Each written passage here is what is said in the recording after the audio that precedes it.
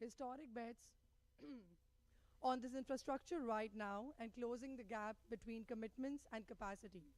This is where the real opportunity lives.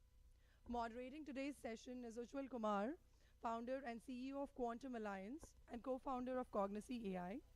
Quantum Alliance works with universities, industry, and governments to get top talent working on the foundational problems beneath AI, from critical minerals to energy to semiconductors.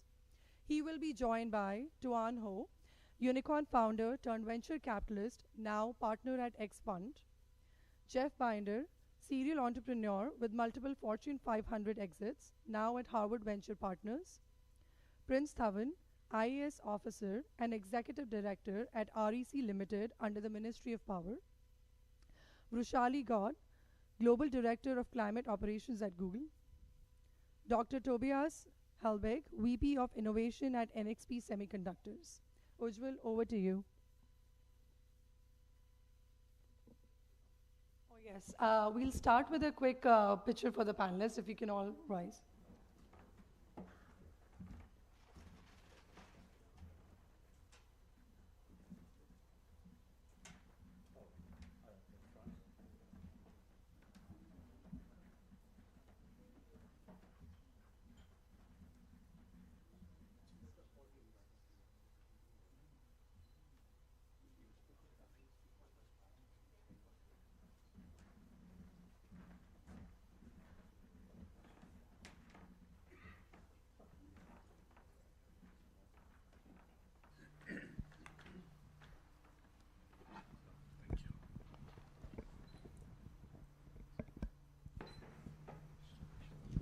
Mic works.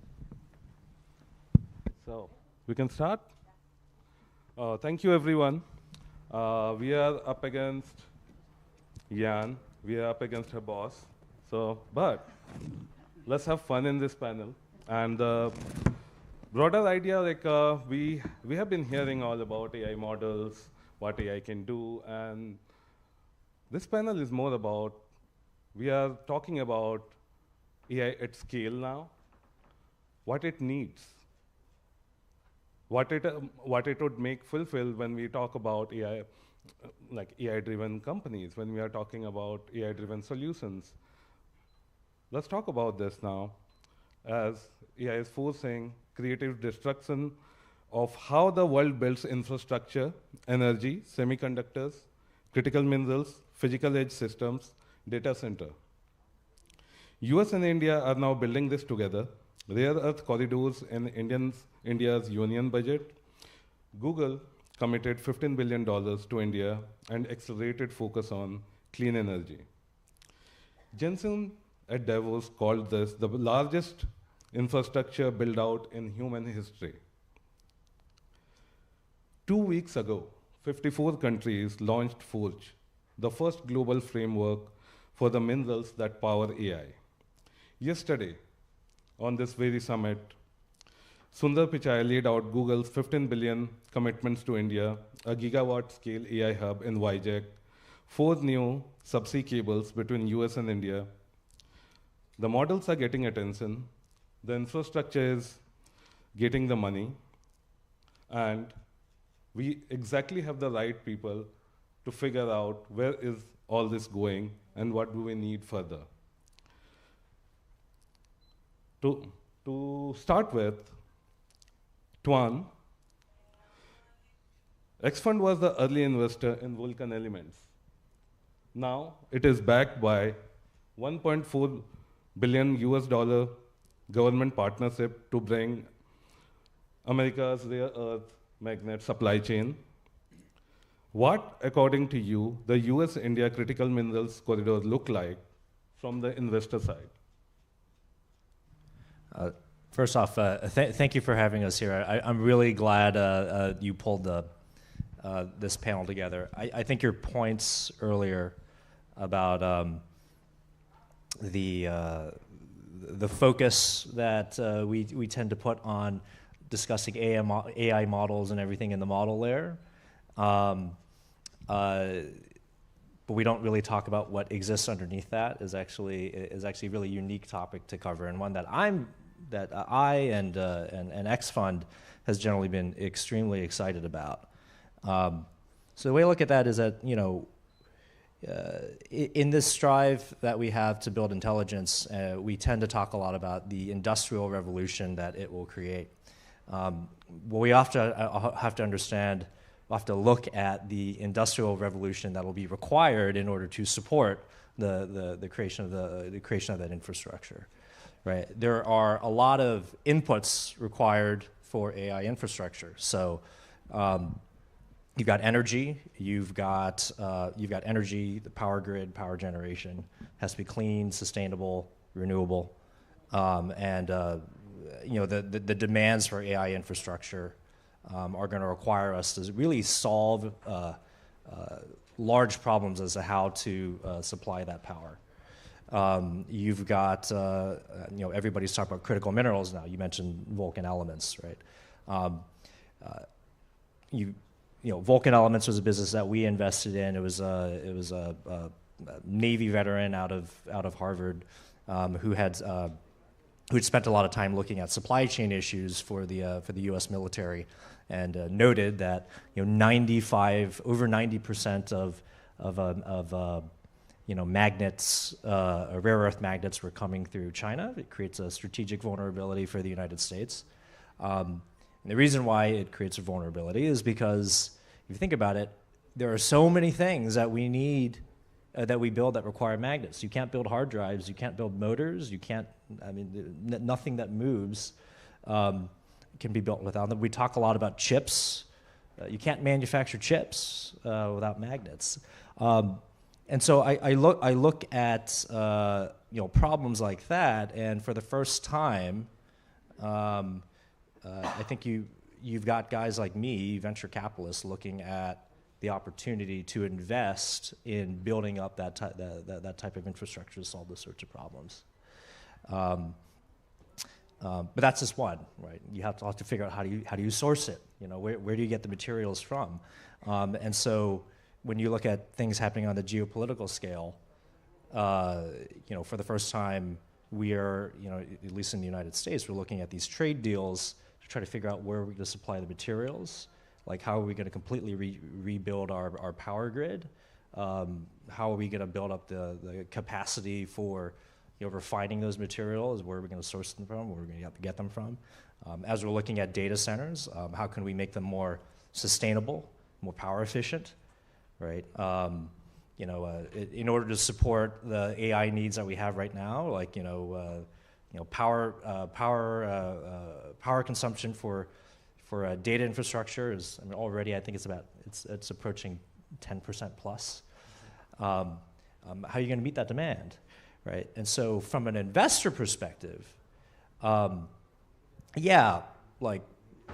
going to look at all of the cool AI products that entrepreneurs are looking to build.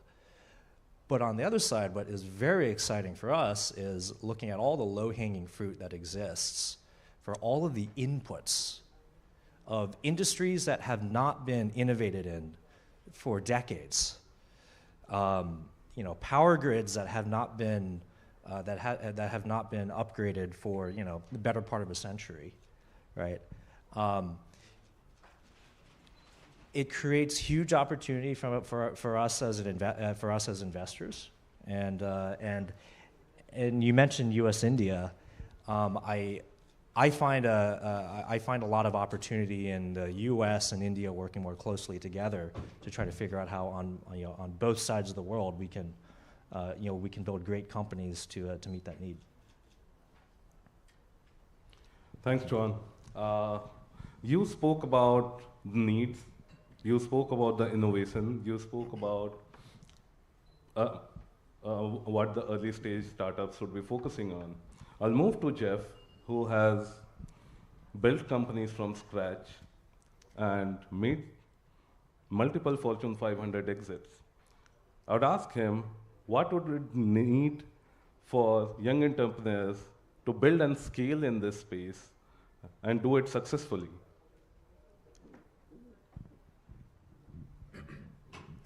Thank you for having us and putting this together. And I know that we have more people here than Sundar has at his keynote. So I heard Sam Altman only had 10 yesterday, so we've already outdone him. So, you know, it's I think it's such an interesting time. I was there in the early web days in '99 and 2000 and 2001, and you know, the excitement around the internet obviously fueled a massive tech boom and ultimately a fiber build out and infrastructure build out, and it took years for all of that infrastructure to be absorbed, and ultimately it was. I think the difference this time around is that the tool sets themselves that entrepreneurs have available to them are smart, and they can bridge some of the challenges, especially since we're talking about partnerships between the US and India. You know, oftentimes, especially when you get to things like user interfaces, there are cultural differences from the development work that would happen in India for an Indian audience, or the US or China. That's always made it more difficult for collaboration, sort of on the front end. And many of the products that entrepreneurs are working on are often, you know, front-end facing, consumer facing, at least initially. They're generally not building a lot of B2B platforms. That happens later when you get the experience as to what's necessary in a business environment. And I think that AI is going to change drastically the ability to leverage sort of cross-border talent, in particular with India and China and other places that were harder to leverage before.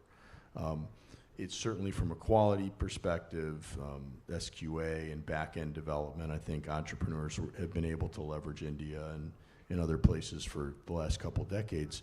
But it's been harder to get the front end of a product to sort of match the cultural necessity of a given market. And I think that's going to change. And I think for entrepreneurs, it means that they have a massive amount of leverage that they didn't have before. And it means that we're going to have a flood of new ideas that are actually brought to market and work fairly well, and allow entrepreneurs to deliver products with probably a tenth the capital, depending on the product, obviously. If you're doing magnets, you're sort of stuck with the physical properties and refining and some of the things that you can't do from an IT perspective. But I think for entrepreneurs, it's an extraordinary opportunity, and those that will win, in my mind, over the next few years are going to be the ones that leverage the tools most quickly, because it's not possible any longer to develop in the way that people were developing 2 or 3 years ago. If you do that, you're going to be way late. And so now it's about not so much your product, but learning what the state of the art is, which is literally changing every day in AI. And it's a golden age, I think, for entrepreneurs. I think it's going to be much, much more difficult for investors as an environment, because the wealth of ideas are going to get much further along, and that makes it more difficult, not less difficult, I think, to be an investor, because you have more mature products. The entrepreneurs will have more leverage, and they may be able to make it to market much earlier than they would have otherwise, which means where they might have gone for a second round of seed capital, they may be able to get to market and be into revenue with a single small round of seed capital or no seed capital. And that makes that whole early stage ecosystem of angel and venture investing much more challenging. And so I think it's just a great time. I do think that there's a huge risk, and I don't think it affects entrepreneurs or young entrepreneurs, but I do think there's a huge risk of an overbuild. And it feels a lot like the leverage in terms of optimizing hardware and infrastructure is only going to get better, and it's potentially going to leave us with actually I know right now we're worried about power, we're worried about compute, we're worried about data centers, but I would project if we sat here 2 years from now, we'll be looking at a grand overbuild with a real challenge around ROI and how to make all these investments work. And so that's going to be another positive for the entrepreneur, because those resources are going to become very inexpensive relative to even what they are today. And so in that sense, I think it's a great day for young entrepreneurs. Thanks, Jeff. Picking up from you about leading from some of the AI tools, going to market faster, build out, ROIs. Now we move, this is the right time, actually, when you spoke about ROIs. One of the things I was very curious about, all the world leaders coming here and putting big bet on India. So, like, we just heard Sundar yesterday talking about $15 billion, new sea cables between, with India, new innovation hubs. Rusali, you are leading the clean energy transition with Google. I wanted to understand what's Google's AI's scale demand, basically, in terms of energy, and why you are placing such heavy bet on India. Okay, good. Thank you. Thank you all for joining, and I appreciate it. I am being pitched against, my boss, so I'm going to try and keep it as entertaining and as nice and valuable as I can. That's a very interesting question, in terms of like the scale and why India. But I'll build on a few things that both of you spoke about. So one of the interesting things about this particular AI innovation timeframe we're looking at is it's what I call across the full stack. So you're looking at a lot of things that are happening, which typically we talk about software, AI models, applications. That's the shiny objects everybody talks about, and very exciting. But then the amount of work that's happening on underneath that, which is why I loved this session too, is beneath the AI. The physical infrastructure layer of it is fascinating. And that goes from everything from the foundational layer that you're talking about, which is your materials, your data center construction, your access to energy, to water, to all those foundations, to then how do you construct things the right way? We forget about the physical. These are all buildings, quite a few of them. How do you construct them the right way? And then how do you operate them the right way? And then the use of that. And so what we are seeing is just tremendous value and innovation across the entire stack of AI, which I as an engineer find very, very fascinating. So in terms of Google, I think the privilege and responsibility that Google has is how do we bring about the most value across that full stack, both from a business perspective, but also from the impact perspective.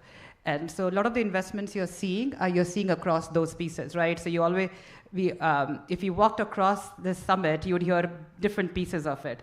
Our expo was mostly featured on the product side, so AI for education, AI for healthcare, AI for agriculture. How do you use AI in domains, contextualize it? And all of that has a layer of a country and where that context is. And then the announcements you talked about were a lot more on the physical side. So it's what's required for data centers. You need good design, good builds, but then you also need network. And so the subsea cable announcement is part of that. And if you read a little bit, it's fascinating. It's an India-America connection, but it goes, one way we are building is across Africa, so that's a big region to bring on board, and then the other way it goes from Singapore and Australia. So it's a fascinating network, which again, you can only build data centers, but what's the point if you can't actually use it and network and bring them closer to wherever the edge cases are? So super excited about those pieces. Now going to your point about why India. So, why not India, I think is what I would start with. But most people know it's 1 billion plus users. It's a great growth market. It's a lot of young population who we think are going to be the frontier of the growth. It's a lot of population who also is very eager about tech and tech adaptation. So if you think about what happened with fintech and the phones and digital tech, like a lot of the APAC countries, Asia and Global South, jumped ahead. I see people who didn't even have credit cards. Now everybody uses GPay and UPI and all of those, right? So there's a whole revolution where you can skip and build. And I think that's another big exciting part of investing in India is can a generation of innovators come about who don't have the linear growth that we've seen in other regions but can leapfrog it. And I, from an operational perspective, feel super excited the same way about clean energy. You can talk a little bit more, Prince, about that, but India is one of the fewer places where the math on clean energy just works. There's growth, so there's tremendous demand, lots of solar wind potential, tremendous research going on in battery, long duration storage, good policies, and then the biggest issue, what we've seen in the US is grid, but they're trying to build a high frequency grid here, which is fabulous, which then you you bring in the innovation on that layer, and that's the unblock, right?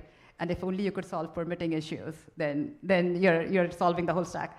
But that's the excitement, is it's where the math works, where the business case works, where you've got the talent and the innovation potential, and then you also have the users. Wow, that's amazing. I do understand now. Thank you. That's why Sundar is here. Thanks.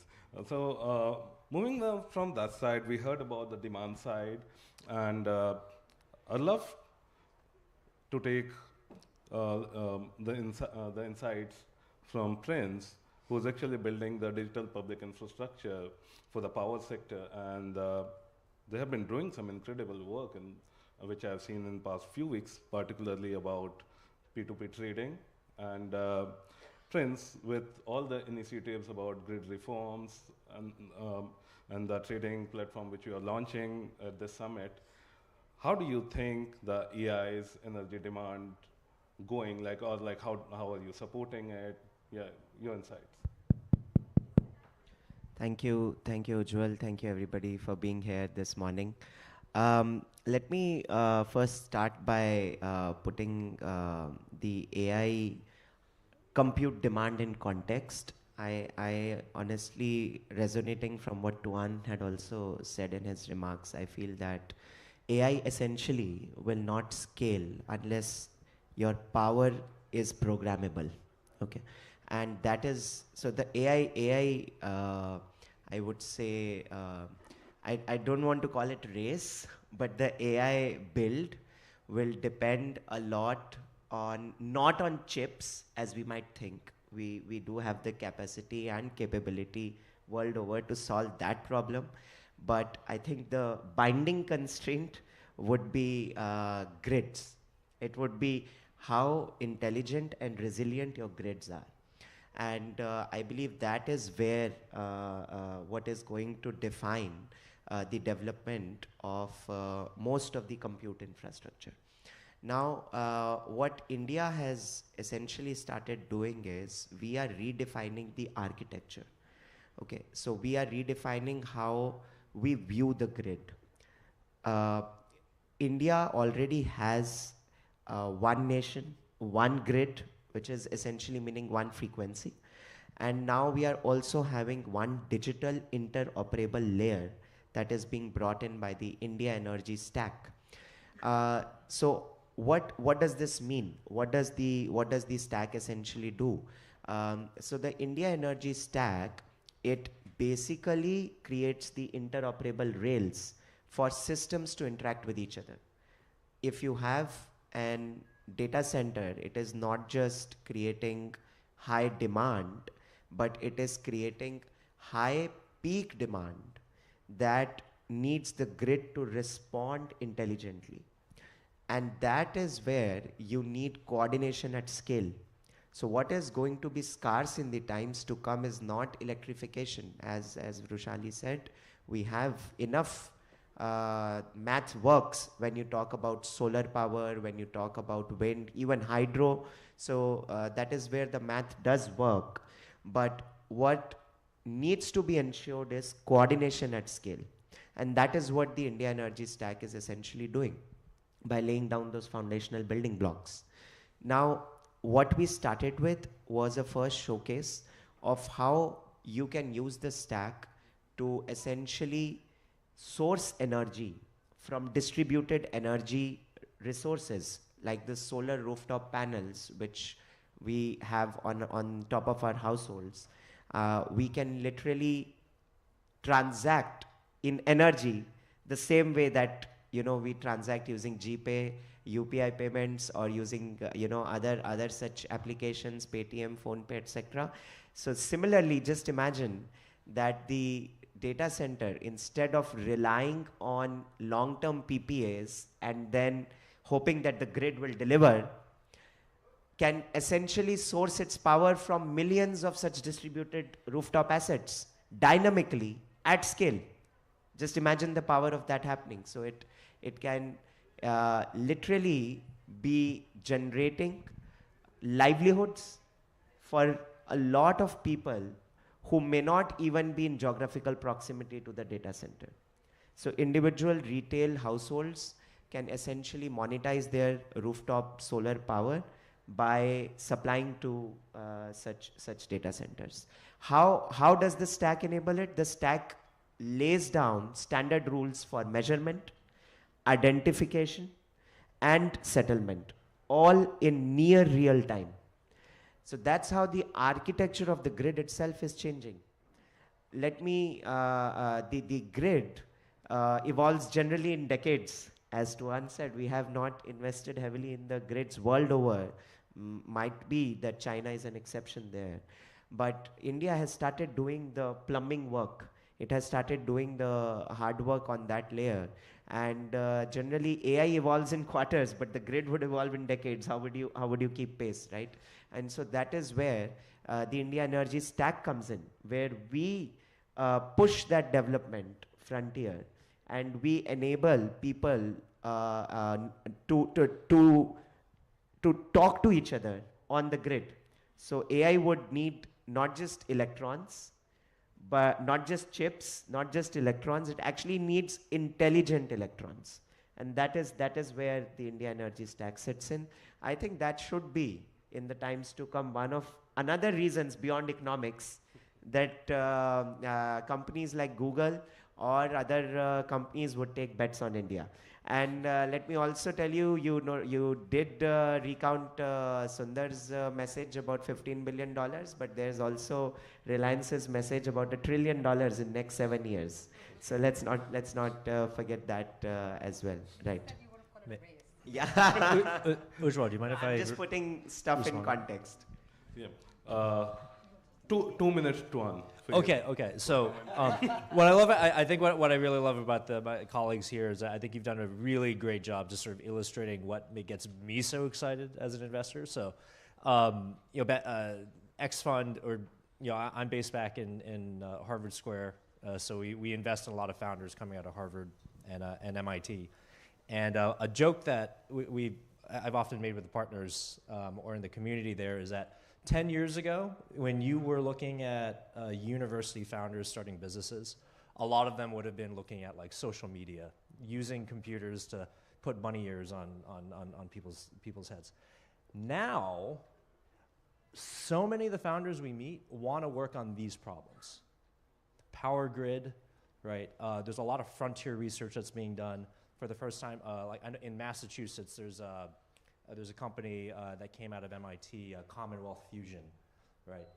There is so much excitement about the frontier research that we can do to solve these infrastructure issues, and it's like real. It's happening now, and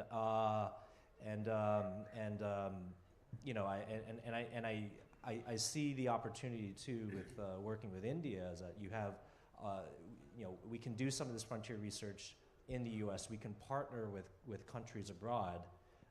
Like India. And by the way, India is very, very well represented in Cambridge, which is how I probably met half the people on this panel. But it really does create these global scale opportunities to reinvent, to create this other, to support this other industrial revolution beyond just what the AI and the intelligence is allowing us to do. Thanks, Tuan. Yeah, that's exciting. Now with that, we want to move to Dr. Tobias. We have been talking about physical layer infrastructure. He has been working in semiconductor innovation since last 20 years, building it across US, Europe, India. I wanted to ask him, what does the next innovation looks like to you? Or what are you working on at this point? Where are you placing your bets? Yeah, thank you very much for the question, and thank you so much for having me here. It's great. And I would like to build a little bit, Jeff, on what you said earlier, where you had this, are we on the right track? What the heck are we doing? And let's zoom out for a moment. 1942, the head of IBM made a statement. There's a world market for about 5 computers. And he was right, given the kind of computers he was looking at. We know better now, some years later. There's laptops, PCs, there's mobile phones, or there's basically a computer in every device. There's billions of computers. Now what we discuss is, hey, AI, huge disruption. Power hungry like hell. Shall we build some nuclear power plants, or how do we run it with renewable energies? And I get this nagging feeling, is this really it, or are we missing what came after these 5 computers and what we're discussing? If I take benchmarks, like here's my brain, and it takes 20 watts. There's a fly, which is a pretty agile, intelligent robot, below a milliwatt. There's something. There's something which is going to happen, which is different than what we are discussing here at the moment. And that is what's driving us as a semiconductors company in building on what starts now and driving it out into the real world. So we today have products where on whatever 10 watts or so you can run very meaningful LLMs, you can interact, you can drive the intelligent into the edge, into our real world. That goes hand in hand with what's happening around AI. Moving from, hey, I can perceive something, is it a dog, a cat, to I can think, I have generative AI, I can create something out of those models, to the point that I can create agents, stuff which acts on my behalf out there in the real field, which drives the intelligence and this disruption we're looking at here at the moment, and which is driving all these conversations, drives it close to us into the real world, to the point that these devices, these robots, these whatever you want to call it, will be able to learn. So what we discuss here, and this is a huge challenge, I totally agree with all statements made before, we'll see a next phase. It will see this moving into the real world, moving close to me, moving into autonomous systems, which ultimately change my life and change industries. And there is this second wave building up, and my expectation, to some extent my hope is from where we sit also as a company, is that this huge thing we are already discussing with data centers is the 5 computers. And what is coming is these billions of edge devices, which we will also see in the AI space. And just giving an example, I'm running marathons with a watch with me. I charged it before I left in Germany, and it still stays 12 days battery power. And there's a lot of intelligence in that watch. This is where we are going. So the one is feed the beast and make it happen. The second is avoid that the beast is hungry and look at totally different models which will come in the next phase. Thank you.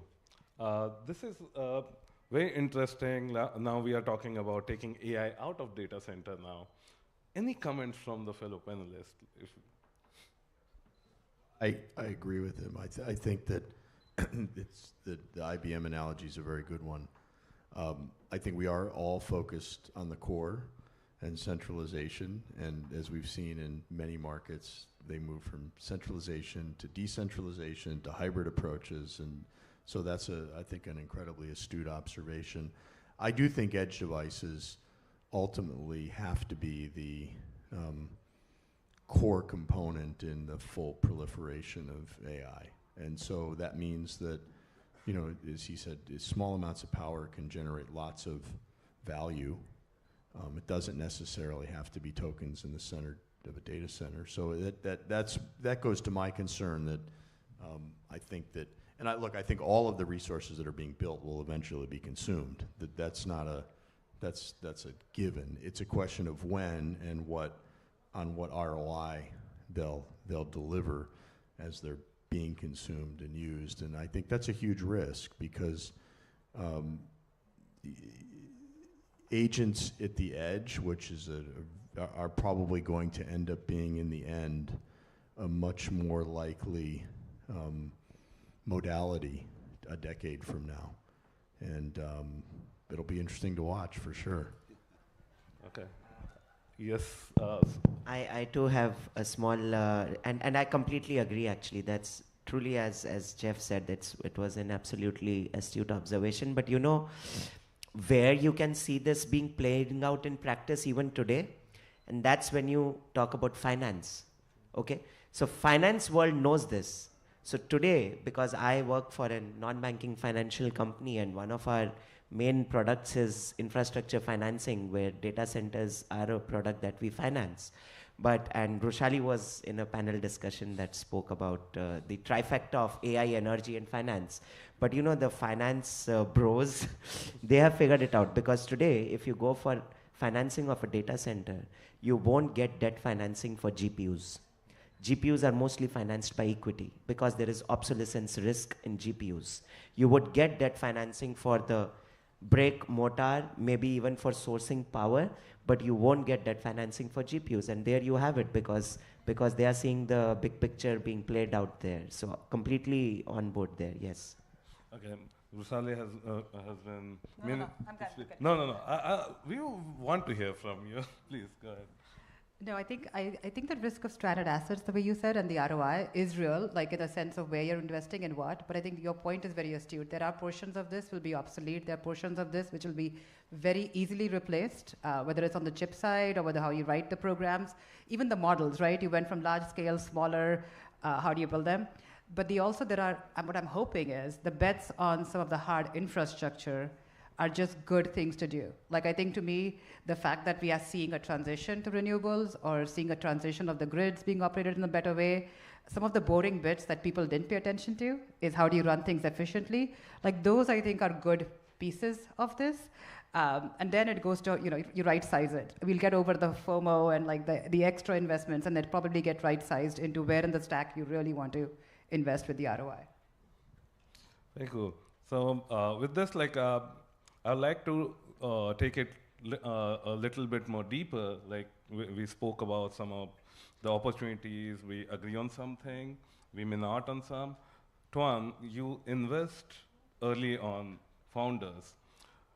I wanted to check with you and understand with you, can you tell us that is there a mismatch between what is getting funded and what needs to be funded?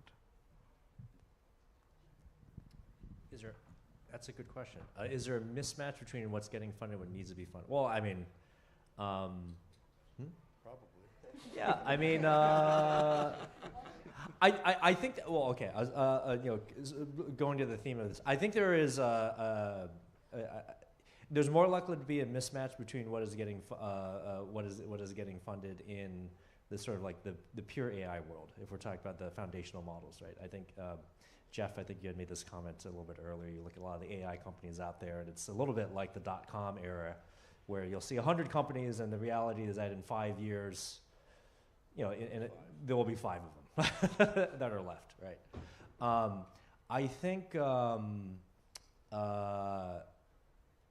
one reason why I like focusing on infrastructure type businesses is because I think there's more durability and clarity to exactly what the problems are that you're trying to solve. I mean, every great startup begins with a really well understood problem and a product. They call it product market fit. Like a founder that's able to build a great solution to that problem that is validated, that has some sort of market validation and need.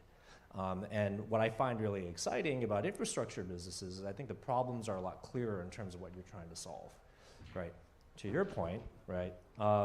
There's a lot more risk in the GPUs. There's a lot more risk in the models that you're building, or that you're building around them. And the reality too is that those things are also going to change a lot faster, right? I mean, if you look at a data center, like you as an example, like a data center ultimately is a giant box that provides a lot of power at scale, and it needs to be able to efficiently cool what's inside of it. In terms of what GPUs or compute you put inside, I mean, that can change over many, many generations. But the utility of the infrastructure you've built there will always have value, right? So I don't know if that answers your question, but. Yes. Yeah, and to add to that, I think, that if you look at the dot-com era, measuring, with the exception of hardware companies, which were in switches like Cisco and other players, it was very difficult to determine whether a product was good or not. For those who remember MySpace before Facebook, it looked like MySpace was going to own the social media space. Of course, half the people in here probably don't even know who MySpace is. It's much different now. There's a measurability component in all aspects of AI that didn't exist in the dot-com era. You had commerce platforms, but it wasn't clear what made one commerce platform better than another, right? The consumer would ultimately decide that over time and through iterations. And you remember Amazon for a long time was known for one-click ordering. Well, none of us really want to do that because we don't want to make a mistake and find out that we bought the wrong thing. I think now it's different. Almost every aspect of artificial intelligence deployment, from the foundational aspects all the way to the top of the stack, are measurable.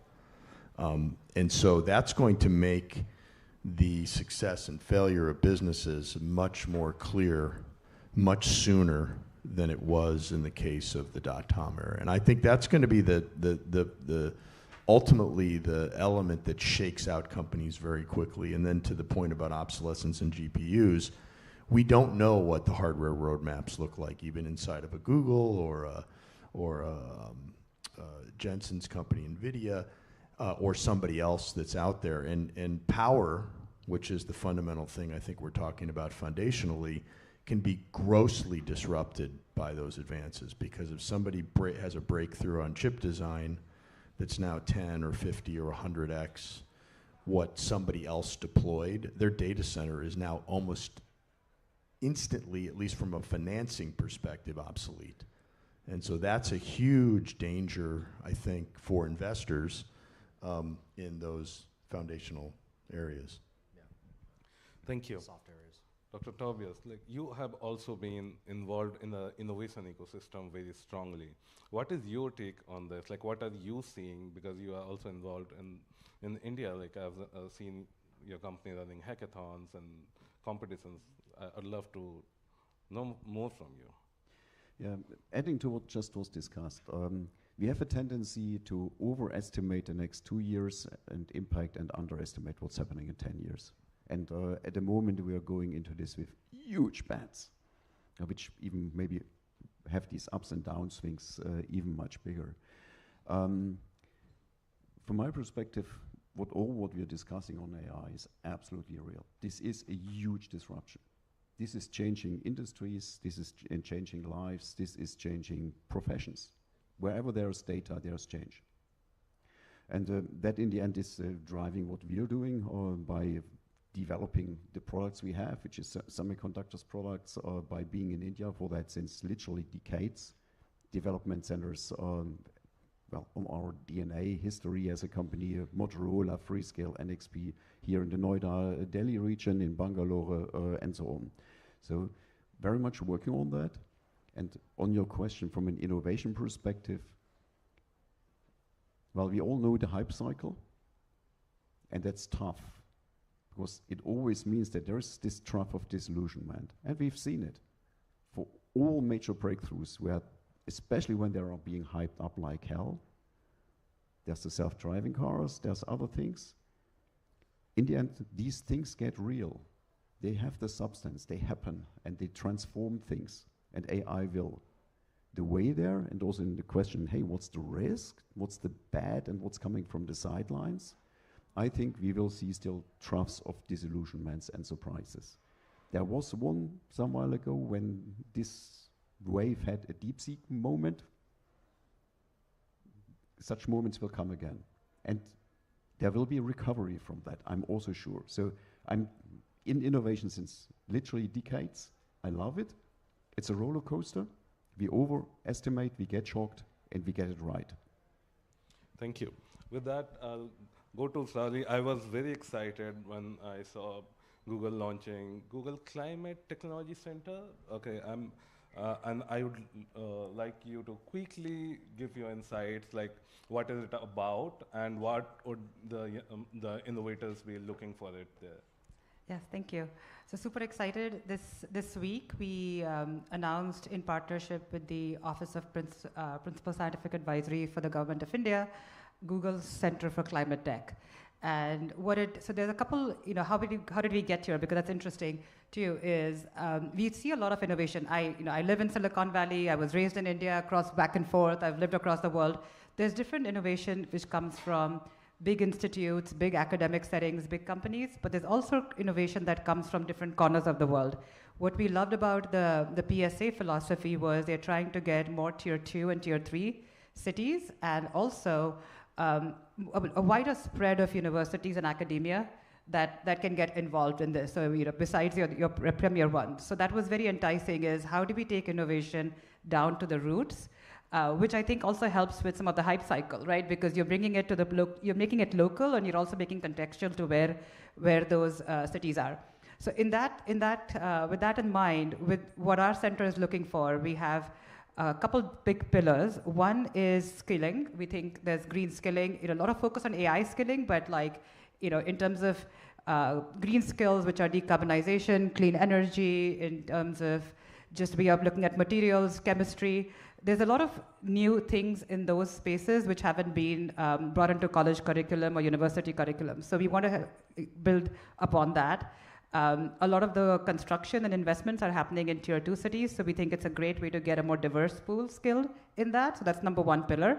The second one is low carbon materials. So you go to embodied carbon, something we're all very passionate about. So how do you drive innovation in construction, which is going to be huge? And again, it's not just data centers. What you learn from data centers can be for real estate, for commercial buildings.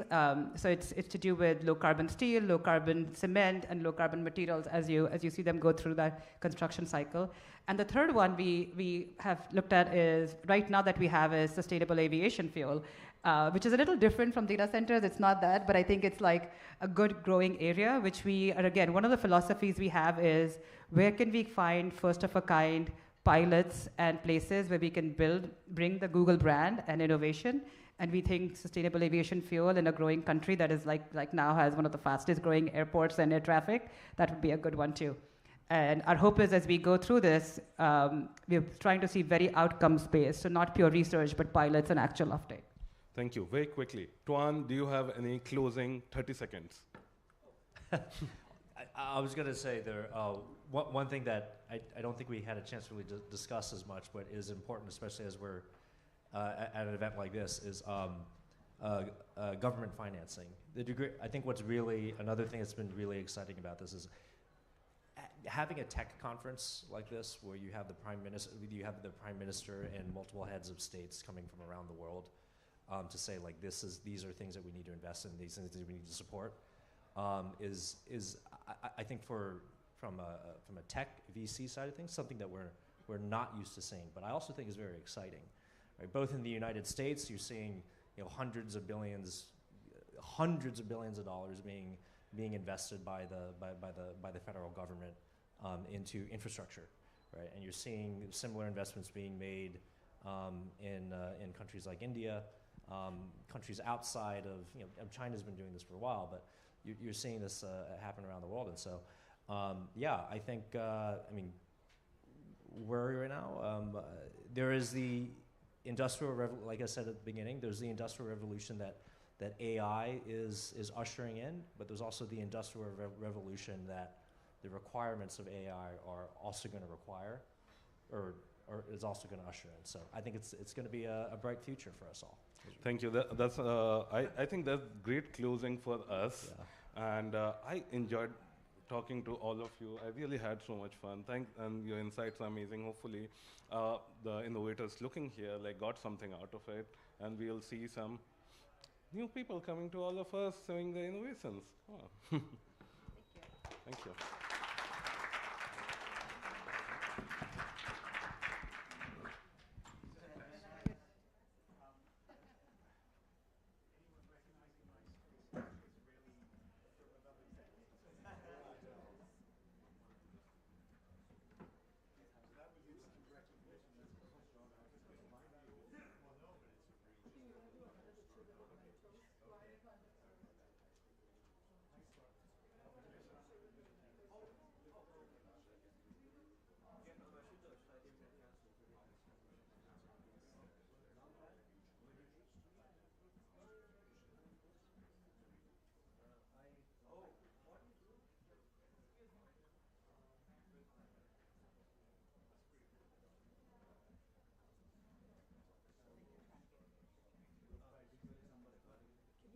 picture to the poster.